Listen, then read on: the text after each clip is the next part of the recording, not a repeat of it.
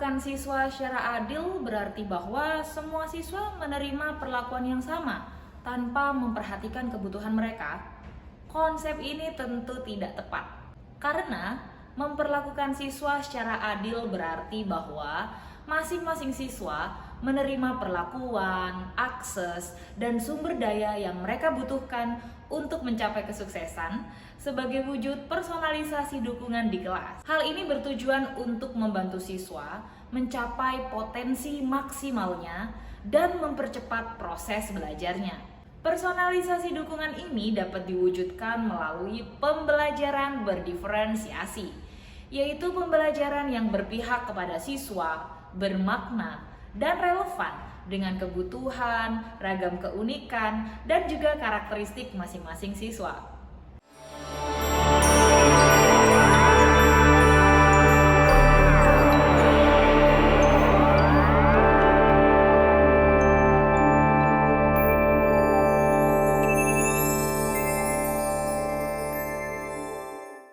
Assalamualaikum warahmatullahi wabarakatuh.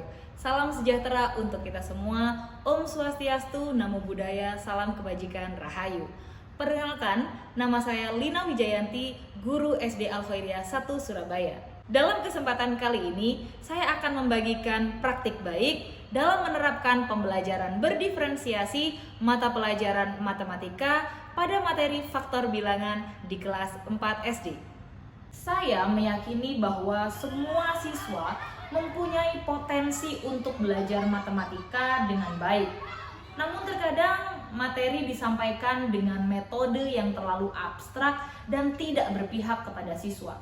Padahal sebenarnya matematika adalah mata pelajaran yang menyenangkan dan menantang apabila diajarkan dengan metode yang tepat.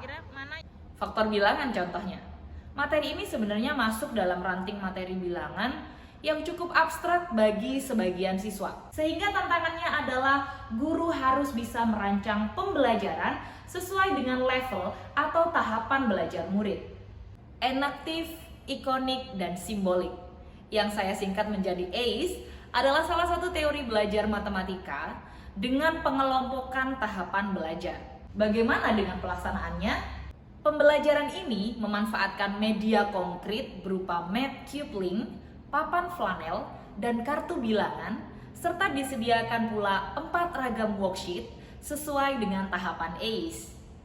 Ada 4 tahapan yang saya lakukan dalam penerapan pembelajaran ini.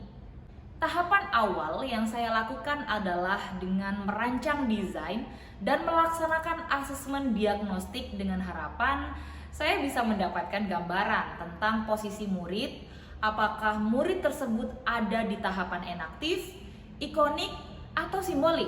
Namun, untuk asesmen diagnostik ini hanya diambil 2 proses terakhir, yaitu ikonik berupa gambar atau ilustrasi dan simbolik berupa simbol matematika yang berisi materi prasyarat dari faktor bilangan. Pelaksanaan asesmen diagnostik ini dikemas dalam sebuah games berkelompok agar peserta didik tidak merasa terbebani dengan asesmen yang sedang dilakukan. Guru mengajak siswa melakukan ice breaking yang arahnya guru akan mengelompokkan siswa dari aktivitas ini. Kemudian siswa dalam kelompok secara bergantian sesuai dengan urutan yang telah disepakati saling berlarian untuk mengambil soal dan kemudian dijawab dengan batasan waktu yang telah diberikan.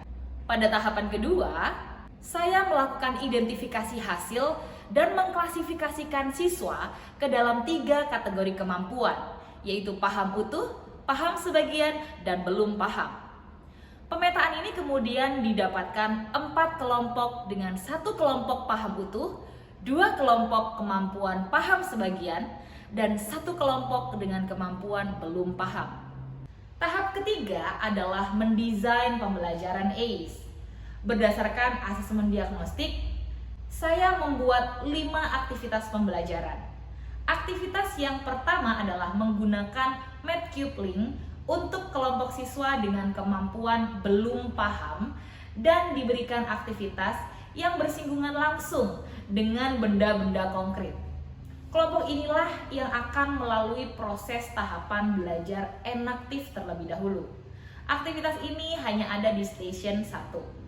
Kemudian aktivitas kedua, murid diberikan aktivitas visual sebagai representasi dari tahapan ikonik. Dan terdapat 2 kelompok dengan kemampuan paham sebagian ini. Aktivitas ini ada di station 2 dan 3. Aktivitas 3, kelompok dengan kemampuan paham utuh akan langsung diberikan permasalahan simbolik dalam matematika yang berkaitan dengan perkalian dan juga pembagian. Aktivitas ini ada di station 4. Aktivitas keempat yaitu dilakukan diskusi dan menarik kesimpulan serta menemukan sendiri konsep faktor bilangan. Dan aktivitas 5, games faktor bilangan dengan sebuah papan flanel dan kartu angka sebagai penguatan materi atau asesmen formatif. Tahap selanjutnya adalah melaksanakan pembelajaran. Pada tahap ketiga telah dijelaskan bahwa ada 4 station dengan berbagai aktivitas yang berbeda yang telah dirancang sesuai hasil asesmen diagnostik. Masing-masing kelompok diberikan waktu 20 menit untuk bisa menyelesaikan aktivitas di stasiun awal. Setelah itu mereka selesai dan 20 menit selanjutnya mereka harus rolling ke stasiun setelahnya dengan tujuan sebagai pembanding. Setelah itu guru mengajak siswa untuk diskusi. Nah, disinilah tantangannya. Menyatukan semua aktivitas pembelajaran yang berbeda kepada satu pengetahuan utuh secara klasikal. Awalnya memang siswa bingung. Namun setelah dibimbing, per kelompok kemudian menyampaikan pendapatnya tentang aktivitas di stasiun yang mereka lalui, akhirnya mereka bisa menyimpulkan tentang apa itu faktor bilangan.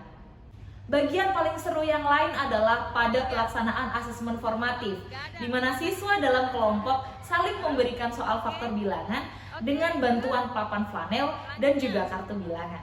Dari pembelajaran ini terlihat bahwa siswa lebih antusias karena pembelajarannya bervariasi.